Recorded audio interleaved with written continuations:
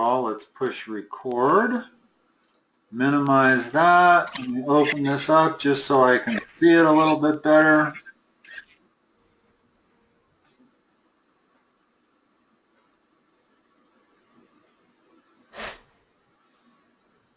So what do we need for 15? Well, let me read it. Let's see.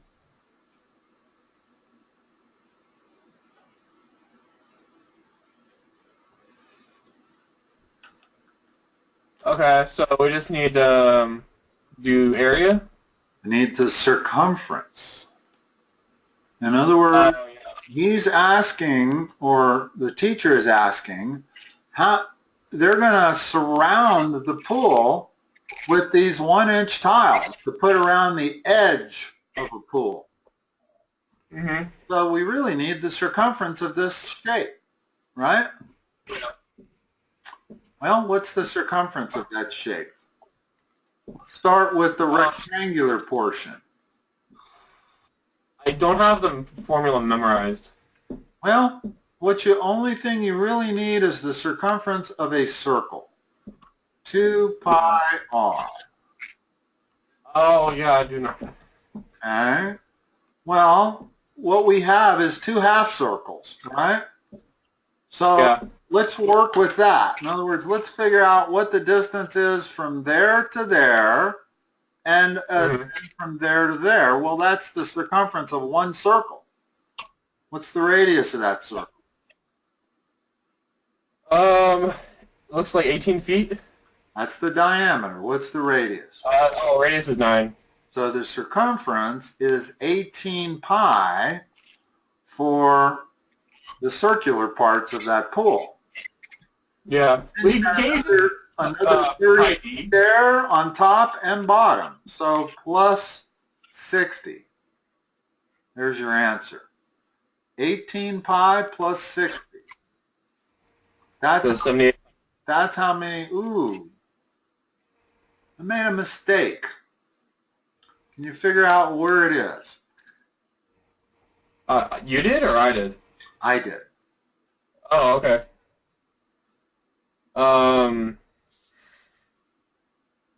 I think you add the two together.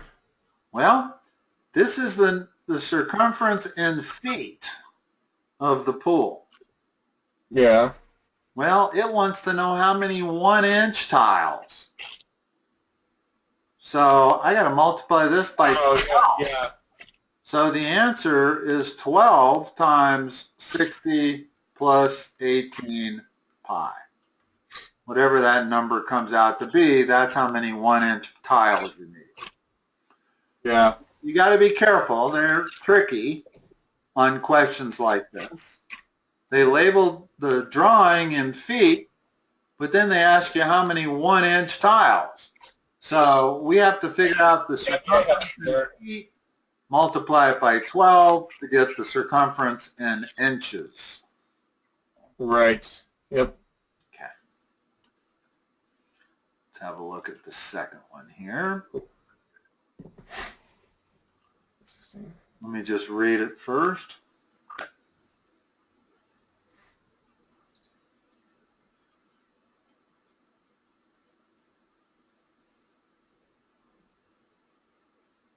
Oh, okay.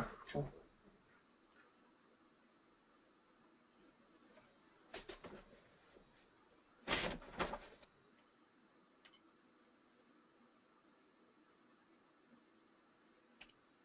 Well, let me think about this for a second.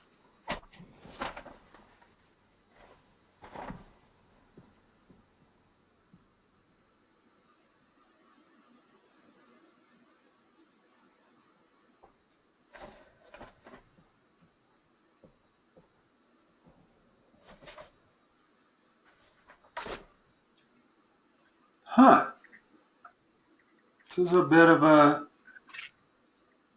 tricky one. I found it. What's that? I said I figured it out. What is it? I got 125 degrees. And you got that how? So I can look at that and I know that angle O is going to be You can just basically, like, I know you can kind of cut right down through A to C and make that a triangle, and then you just cut those, and you can cut those two in half, and then that would give you 125 degrees once you subtract 55 from 180. Okay. How do you know that those are equal angles? In other words, I don't doubt that you're right. I'm not used to quadrilaterals being, in other words, we had a figure like this, and what you did was draw a line like that, right? Yeah. But you presumed that it split evenly those angles, which makes that 30, or 25 rather, and then makes this 30.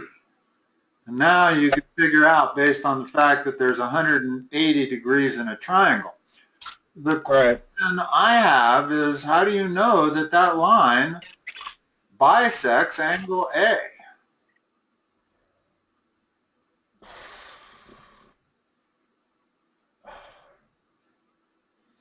I don't know. I've just kind of done it enough that my teacher's done it the same way, and I've always gone the right answer. All right, I'm not disagreeing. I guess that I'm right, not even disagreeing with that. I guess a diagonal of a quadrilateral. Yeah, I've always just cut them straight in half, and it's always worked fine. Okay. No, it makes sense. The angle you came up with, it looks like what it is. Yeah. Yeah, I was still thinking about it as to how to do it when you gave me the answer. Okay. No, I'm not going to question you. That method works as long as you know that this dotted line bisects angle A and bisects angle C. Oh yeah, because in fact, I remember her speaking to us about that and saying, you know, if everything's not given to you on that circle, feel free to draw in any lines that need be. So I think it's kind of well, there's nothing wrong with drawing that line. I like drawing the dotted line. I'm just not sure of the theorem that says that it necessarily, the diagonal splits the angles.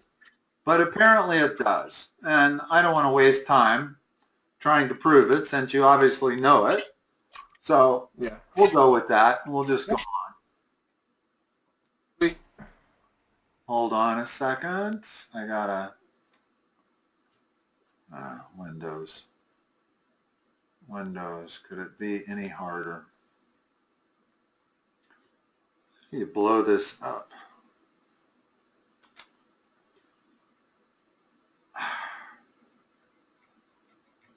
My thing doesn't seem to want to blow it up. I'm still getting used to Windows 10. Oh yeah, true. How do I blow it up? Oh, there, it expanded it a little bit. I guess it's enough for me to read it. I don't know. Let me blow it up like this. At least, no, and then I still can't. I can't zoom in. How do I zoom in? What if I right click on the image? No, that doesn't zoom in either. What am I missing here? Where's my zoom button?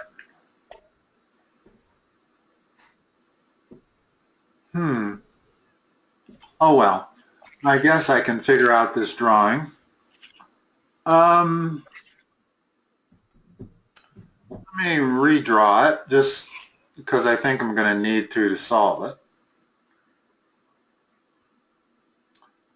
So I have a diameter going straight down, and I have a tangent line. So I know that tangent line makes a right angle with my diameter. And then I'm going to point C. That's C. That's R. That's B. That's A. Then I got from B perpendicular to AC, like that. And then I have a chord that goes kind of like that. All right, let's see if we can figure out this triangle. What's that angle, E? Can you see it? I don't know if you're looking at the paper. Which one? Is angle E He's at 38? the bottom. Yeah, he's 38, yeah. So that's 38. This arc length is 68 degrees. And that's all they give us. Mm-hmm. So, EBD. Where's D? D is right there. So Yeah. let's call that angle 1.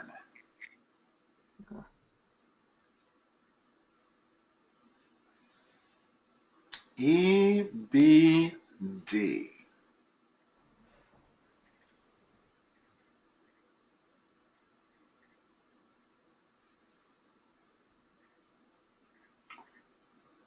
What is angle 1 relative to this arc length measurement? If this arc length measurement is 68 degrees, what is the angle? For which angle? 1? Angle 1 that I've labeled? Mm-hmm. If this is 68, what is that angle? Yeah. Half. If that's inscribed, the angle B would have to be half of 68, right? Right, 34 degrees. Okay? Yeah. Now, what is angle ACE? This angle 1. Okay. So, How are we going to figure that out? Let's see. so that's 90 degrees. That's a 38. So that's 128 minus 1. Yeah, it's 90. That's 52. You're right, 52. Okay, let me erase my thing and write 52 there in red. Okay, what is the measurement of GB? G being that point.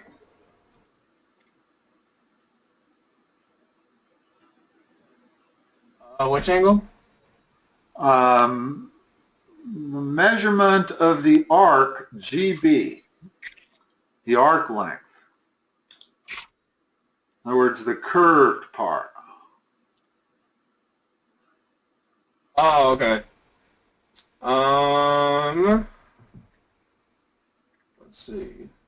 It's the same as this angle right here, angle 1, is it not? No, excuse me, it's not. Angle 1 is not a central angle. I was thinking it went through the diameter. So we can't use that. We're trying to find this measurement right here.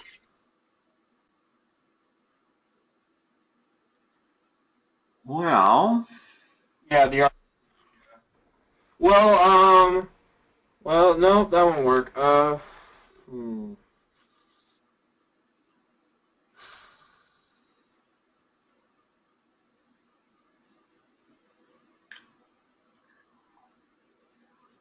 let's see. What is that going to be? Ah, no. Hold on. A lot of times you gotta.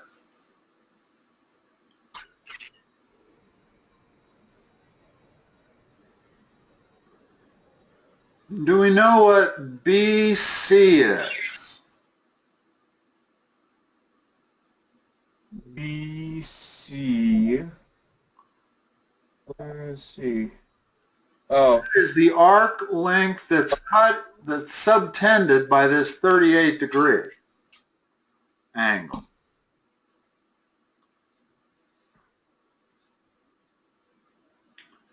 Let's see. The formula is this 38 degrees is equal to half of BC minus 68.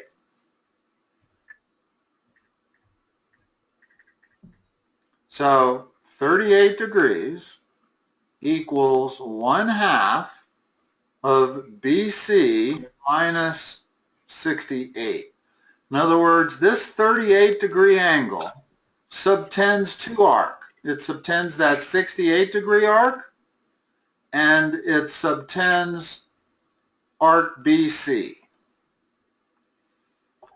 And half of the difference of those two arcs is what BC is, which means that it's got to be 76 difference, so BC has got to be 144. Notice that 1/2 of 144 minus 68 is 38. Let's write that in red because that's one we figured out. Now,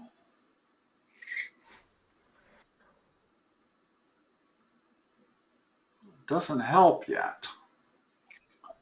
In other words, wait, well, can I do what if I did for like the triangle this 52-degree angle right there.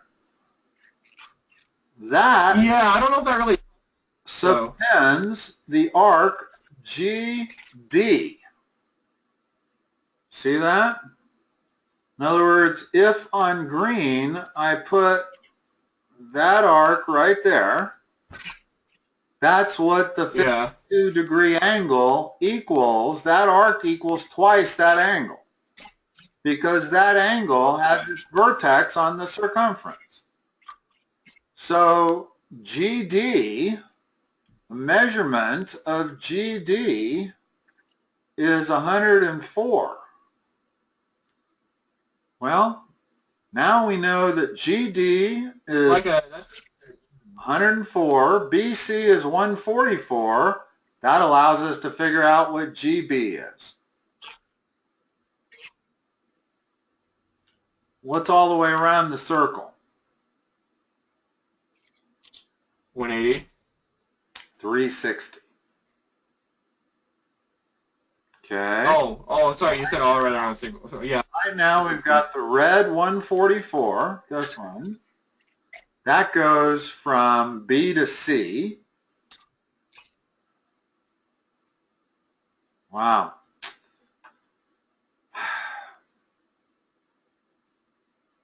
Well, how about this? I thought of something. Go ahead. So, can we use, I can find the angle of,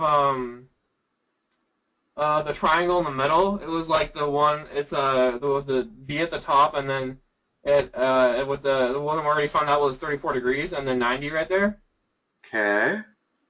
60 down, okay. And then I know the other angle, the final angle on that one is 56 degrees. Okay. So when I go back up and I look at it, when that arc angle then equals 56 degrees too.